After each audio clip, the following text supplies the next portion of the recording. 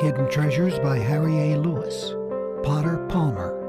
A hotel that has averaged 550 daily arrivals for a dozen years. This naturally awakens interest. Where is it? Who built it? How does it look? In answer, we speak of the Palmer House of Chicago, the Palace Hotel of America, built by Potter Palmer. The building is as nearly fireproof as any building can be made and is swarming with servants. You are accommodated with a room which satisfies your desires financially, and upon entering the dining room, you can choose between the American and European plans. This hotel is indeed first class in every respect. It certainly enjoys the widest reputation as such of any on the continent, and is undoubtedly the finest hotel in America, save possibly the Palace Hotel in San Francisco, which is a rival in magnificence. Mr. Palmer was born near Albany, New York, where he worked summers among the farmers as a day laborer and attended the district school winters. This kind of life was maintained until he was nearly 19 years of age, when he entered a store in Durham, New York as a clerk. Here he allowed nothing to escape his attention, and by industry, coupled with frugality, he was enabled to enter a business on his own account when 21.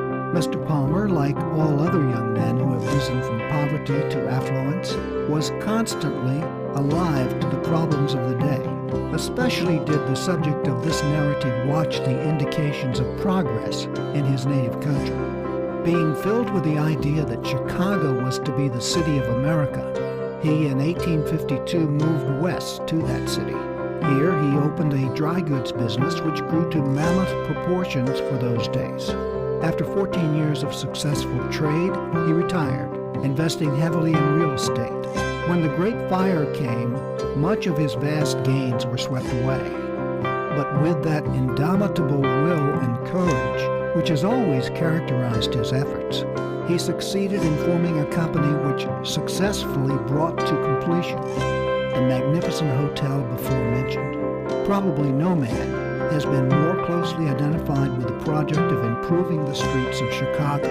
When Palmer first entered the city, he found it situated in a slough. It was generally supposed that the ground upon which the city was built was a natural swamp, and when Palmer, among others, advocated the idea of raising the streets, they were ridiculed. But subsequent tests proved that beneath the surface there was a solid rock bottom. Therefore, it was impossible for the water to leach through. When this was an established fact, and therefore the grumblers were deprived of this excuse, the cry was raised that the city could not afford it. Against all obstacles, the measure was carried, however, and State Street was widened, making it one of the grandest and most stately streets among any that can be found in any city on the entire globe. Indeed, it is difficult to estimate the possible benefit Chicago may have derived, directly or indirectly, through the influence of Potter Palmer. End of section 23, Potter Palmer, read by Tom Merritt.